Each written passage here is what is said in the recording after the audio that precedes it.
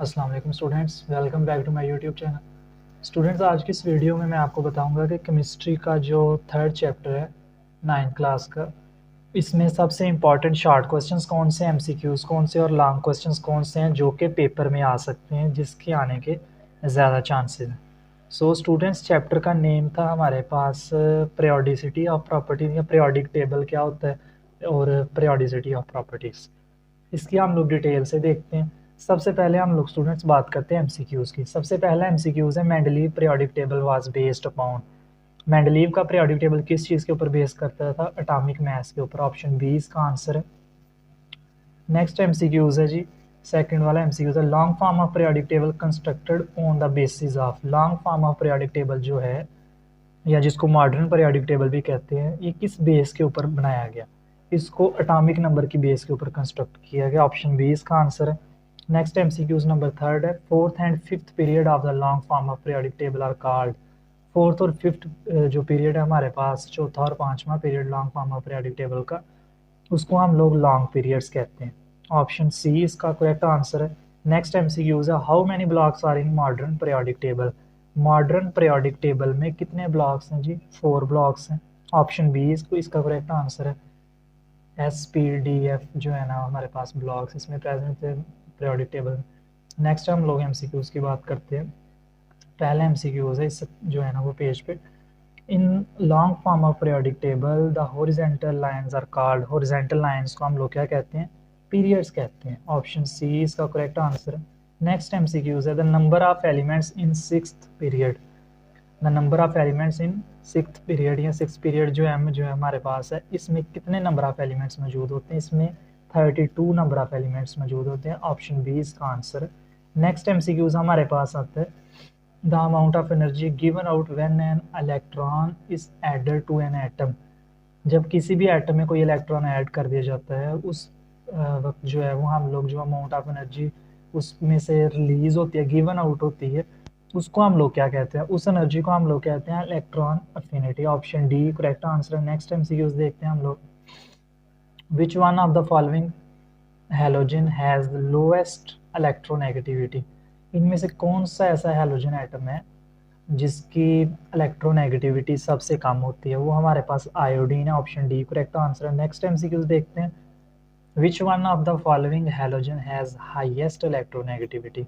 सबसे ज्यादा इलेक्ट्रोनेगेटिविटी किसकी है जी? वो फ्लोरीन की, और सबसे कम आयोडीन की है। लास्ट एमसीक्यूज है हमारे पास the radius of carbon atom is. Carbon atom का रेडियस कितना होता है? ऑप्शन सी है 77 पिकोमीटर। ऑप्शन सी इसका आंसर। सो स्टूडेंट्स, ये वो एमसीक्यूज हैं जो कि बहुत ही इंपॉर्टेंट हैं और जिनके आने के ज़्यादा चांसेस हैं पेपर में। सो इसको अच्छे से प्रिपेयर कर लें। अब हम लोग बात करते हैं लॉन्ग क्वेश्चंस की। सो स्टूडेंट्स, हम लोग पहले शॉर्ट क्वेश्चंस की बात करते हैं, इसके बाद लॉन्ग क्वेश्चंस की बात कर लेंगे। सबसे पहला जो स्क्रीन पे शॉर्ट क्वेश्चन आपको शो हो रहा है वो है define Newlands law of octaves. जो न्यूलैंड का लॉ ऑफ ऑक्टेव्स है वो क्या था? इसको जो है वो 1864 में इंग्लिश केमिस्ट है जो न्यूलैंड, इसने लॉ ऑफ ऑक्टेव्स जो था उसको पेश किया। इसके अकॉर्डिंग क्या है कि अगर हम एलिमेंट्स को उनके एटॉमिक मास के अकॉर्डिंग अरेंज करते हैं, इंक्रीजिंग एटॉमिक मास, यानी कि जिस एलिमेंट का एटॉमिक मास सपोज कर लें 2 है, उसको पहले रखेंगे, जिसका 3 है, 4 है, 5 है, 12, 14, उस तरह से हम लोग increasing atomic on the basis of increasing atomic mass हम लोग एलिमेंट्स को अरेंज करते हैं। जब हम लोग एटॉमिक मास की बेस पे एलिमेंट्स को अरेंज करते हैं तो उस केस में क्या होता है? अगर सपोज कर लें हमारे पास जब एलिमेंट्स को हम अरेंज करते जा रहे हैं तो 1 2 3 4, जब 8वां एलिमेंट आता है, उस 8वें एलिमेंट की जो प्रॉपर्टीज होती हैं वो पहले एलिमेंट के साथ मैच कर रही होती हैं। इस लॉ को हम लोग कह देते हैं Newlands law of octaves. Next question हमारे पास क्वेश्चन नंबर 2 है इस पेज पे। क्वेश्चन नंबर 2 ये है, what do you mean by groups and periods in the periodic table. Groups और पीरियड्स क्या होते हैं पीरियोडिक टेबल में? ग्रुप की पहले बात कर लेंगे जी। Vertical arrangement of elements in a periodic table are called columns, यानी कि यही हमारे पास ग्रुप होता है। ग्रुप क्या होता है जी? हमारे पास जो वर्टिकल कॉलम्स होते हैं पीरियोडिक टेबल में मौजूद, उसको हम लोग ग्रुप कह देते हैं, जबकि जो हॉरिजॉन्टल रोज होती हैं जिनको हम लोग पीरियड्स कहते हैं, उसको जो है वो पीरियोडिक टेबल में हम लोग पीरियड्स का नाम दे देते हैं। नेक्स्ट शॉर्ट क्वेश्चन हमारे पास आता है जी, why are noble gases not reactive? Noble gases जो होती हैं वो नॉट रिएक्टिव, वो रिएक्टिव क्यों नहीं होती? वो इसलिए रिएक्टिव नहीं होती क्योंकि उसके जो वैलेंस शेल में जितनी इलेक्ट्रॉन को फुलफिल करने की कैपेसिटी होती है वो कंप्लीट हो चुकी होती है। इट मीन्स दैट कि उसका वैलेंस शेल जो होता है वो कम्प्लीटली फिल्ड होता है और वो दूसरे किसी भी एलिमेंट के साथ इजीली रिएक्ट नहीं कर सकती, इसलिए नोबल गैसेस हमारे पास रिएक्टिव नहीं होती बल्कि स्टेबल होती हैं। नेक्स्ट क्वेश्चन है जी, what are triads? Give an example. Triad क्या होता है? एक हमारे पास केमिस्ट था डुब्राइनर, इसने हमारे पास एक रिलेशनशिप बताया किस चीज़ के दरमियान? एटॉमिक मैसेज के दरमियान। किन एटॉमिक मैसेज के दरमियान? एलिमेंट्स के एटॉमिक मैसेज के दरमियान रिलेशनशिप बताया। कितने एलिमेंट्स के एटॉमिक मैसेज के दरमियान? 3 एलिमेंट्स के एटॉमिक मैसेज के दरमियान डुब्राइनर ट्राइएड्स ने रिलेशनशिप बताया, जिसको हम लोग कह देते हैं ट्राइएड्स। इस रिलेशनशिप के अकॉर्डिंग ये था कि जो एलिमेंट्स की प्रॉपर्टीज़ और एटॉमिक मैसेज होते हैं या एटॉमिक वेट्स होते हैं वो हमारे पास किस तरह से होते हैं, यानी कि अगर हम लोग कह रहे हैं कि जिसमें 3 एलिमेंट्स होते हैं, 3 एलिमेंट्स होंगे, पहला, दूसरा और तीसरा। जो दरमियान वाला एलिमेंट होगा या सेंट्रल एलिमेंट होगा उसका जो जब हम लोग एटॉमिक मास निकालेंगे तो वो एवरेज एटॉमिक मास होगा जो साइड्स वाले 2 एटॉमिक मासेस होंगे। किस तरह से? जैसे यहाँ पे लिखा है, the properties and atomic weights of these elements were found to be such that the middle element had average of the properties and atomic weights of the other two, यानी कि जो मिडल एलिमेंट है उसका atomic weight का भी जब हम average लेंगे और उसकी जो प्रॉपर्टीज़ होंगी वो भी साइड्स वाले एलिमेंट्स के साथ मैच करेंगे जब हम सेंटर वाले एलिमेंट का एवरेज लेंगे। जैसे हमारे पास पहला एलिमेंट कैल्शियम है, इसका एटॉमिक मास 40 है। दूसरा एलिमेंट स्ट्रॉन्शियम है, इसका जो एटॉमिक मास वो 88 है। और तीसरा बेरियम है, इसका एटॉमिक मास 137 है।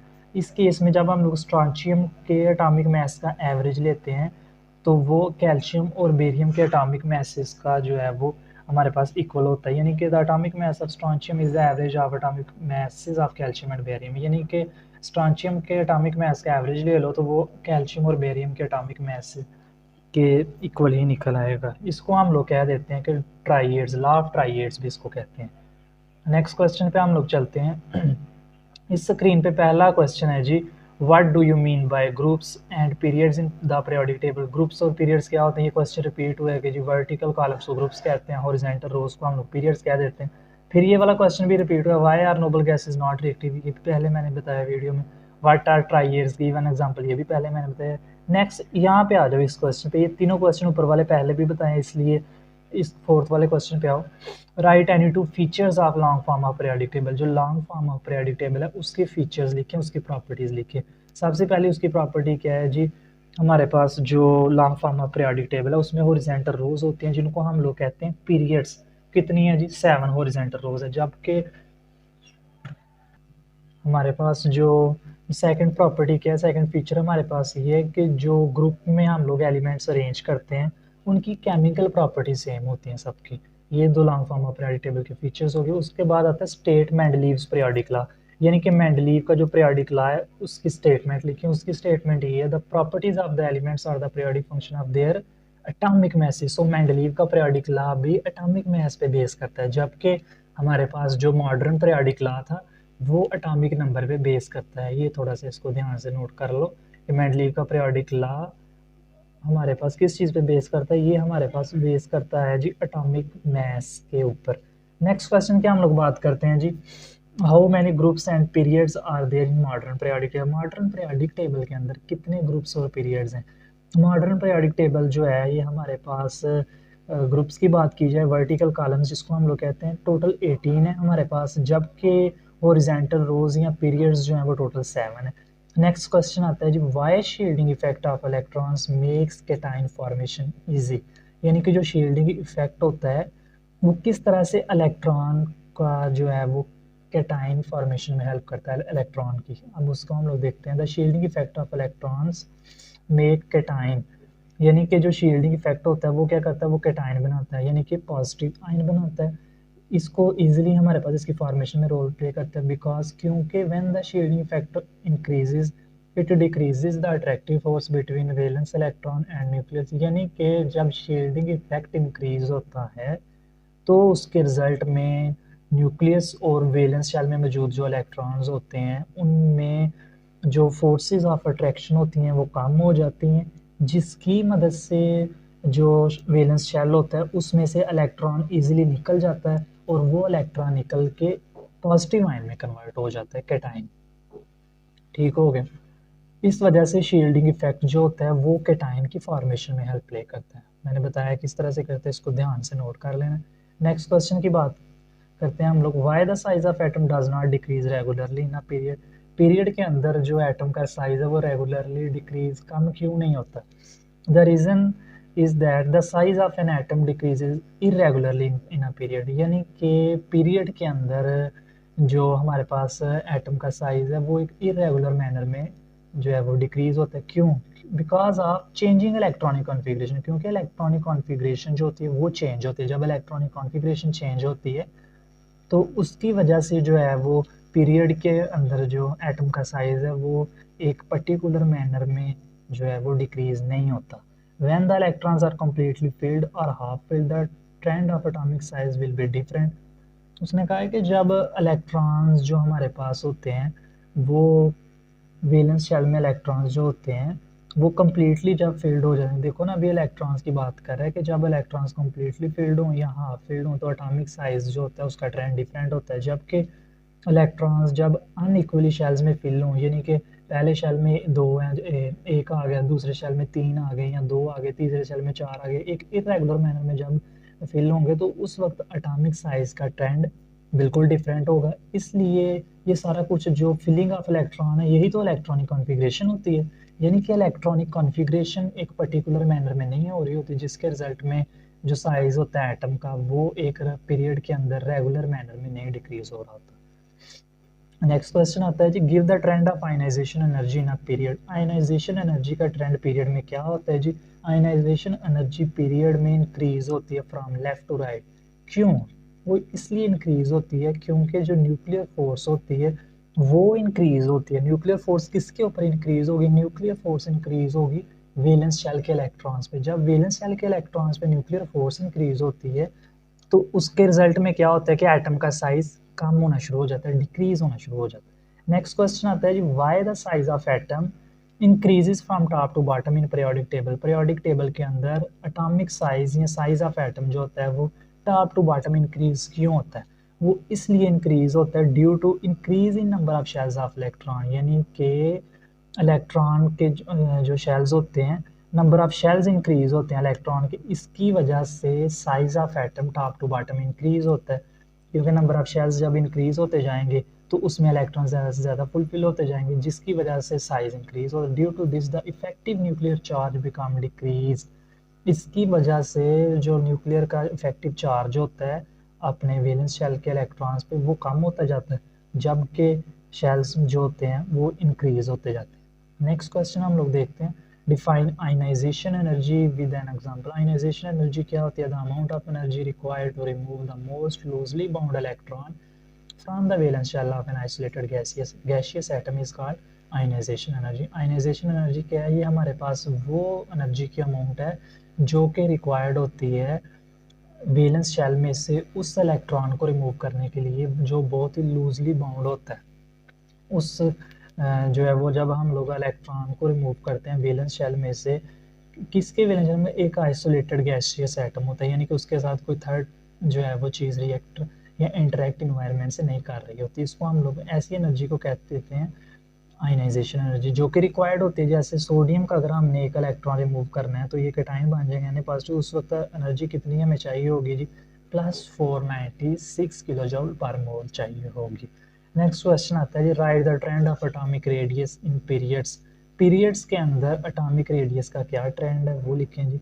एटॉमिक रेडियस पीरियड में यानी लेफ्ट टू राइट डिक्रीज होता है। क्यों डिक्रीज होता है? क्योंकि न्यूक्लियर फोर्स या न्यूक्लियर चार्ज इंक्रीज होता है, जिसकी मदद से एटॉमिक रेडियस डिक्रीज होगा। What is first ionisation? First ionisation energy क्या होती है? The amount of energy required to remove the outer most electron from an isolated gaseous atom in its ground state. जब हम लोग ग्राउंड स्टेट में से यानी कि किसी भी आइसोलेटेड गैसियस एटम में से जब हम लोग एक इलेक्ट्रॉन रिमूव करते हैं या फर्स्ट इलेक्ट्रॉन रिमूव करते हैं या आउटर मोस्ट इलेक्ट्रॉन जब हम लोग रिमूव करते हैं, उस एनर्जी को, वो एनर्जी जो हमें एक इलेक्ट्रॉन रिमूव करने के लिए चाहिए होती है, उसको हम लोग कह देते हैं फर्स्ट आयनाइजेशन एनर्जी। ये कितने जी 496 किलो जूल पर मोल होती है। Right the names of noble gases, noble gases के नेम लिखो जी। नेम कौन से, हीलियम है, नियॉन है, आर्गॉन है, क्रिप्टॉन, जीनॉन वगैरह जो है हमारे पास ये नोबल गैसेस हैं। नेक्स्ट क्वेश्चन की बात करते हैं, तो ये शॉर्ट क्वेश्चंस हो गए हमारे पास कंप्लीट, यानी कि इजी शॉर्ट क्वेश्चंस हैं, इनको अच्छे से सुन लेना है और जो है वो अच्छे से तैयार भी कर लेना है। इसके बाद हम लोग बात करते हैं लॉन्ग क्वेश्चंस की। सो स्टूडेंट्स, जब हम लोग लॉन्ग क्वेश्चंस की बात करते हैं तो सबसे पहला लॉन्ग क्वेश्चन आता है कि what is ionisation energy, describe its trend in periodic table. सबसे पहले आपने आयनाइजेशन एनर्जी की डेफिनेशन लिखनी है, उसके बाद एक डेफिनेशन साथ में और लिखनी है कि फर्स्ट आयनाइजेशन एनर्जी क्या होती है, वो इक्वेशन भी लिखनी है। साथ में पीरियोडिक टेबल में ट्रेंड बताना है कि ग्रुप में डिक्रीज हो रही है या पीरियड में इंक्रीज हो रही है, यानी कि पीरियोडिक टेबल के अंदर आयनाइजेशन एनर्जी का आपने पूरा ट्रेंड भी बताना है। उसके बाद इसका बी पार्ट की अगर हम लोग बात करें वो ये है कि discuss in detail the periods in periodic table, यानी पीरियोडिक टेबल में जो पीरियड्स मौजूद हैं, कितने पीरियड्स हैं, टोटल 7 पीरियड्स हैं। 7 पीरियड्स की जब बात की जाए तो हमारे पास first period, second, third, fourth, fifth, six, seventh long है, वेरी लॉन्ग पीरियड्स हैं, शॉर्ट पीरियड्स हैं, नॉर्मल पीरियड्स हैं। इनमें कितने कितने एलिमेंट्स आते हैं वो भी लिखने हैं और कौन कौन से एलिमेंट्स आते हैं वो भी आपने लाजमी लिखने हैं। नेक्स्ट क्वेश्चन आता है हमारे पास, define electron affinity, why does it increases in a period and decreases in a group in the periodic table, यानी कि पहले सबसे इलेक्ट्रॉन अफिनिटी की डेफिनेशन लिखनी है और एग्जांपल लिखनी है।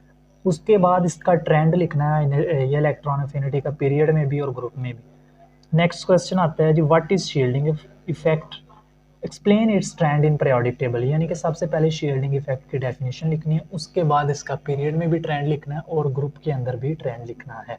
सो स्टूडेंट्स, ये हमारे पास थे लॉन्ग क्वेश्चंस, टोटल 4 बताए हैं। इसके साथ साथ शॉर्ट क्वेश्चन भी आपको बता दिए गए हैं, एमसीक्यूज भी बता दिए गए हैं। थर्ड चैप्टर में से पीरियोडिसिटी ऑफ प्रॉपर्टीज या पीरियोडिक टेबल सिंपल इसको कह लो, तो इसमें ये आपने चीज़ें तैयार करनी है। चैप्टर वाइज फिलहाल यही करते जाएं और भी चीज़ें जो है वो साथ साथ डिस्कस करते जाएंगे।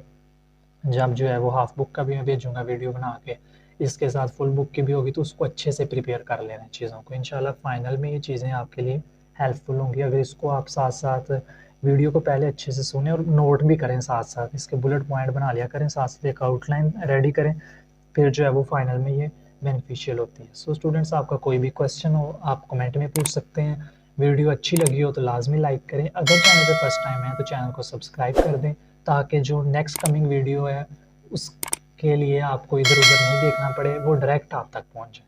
सो स्टूडेंट्स, अब इजाज़त दें, अल्लाह हाफिज़।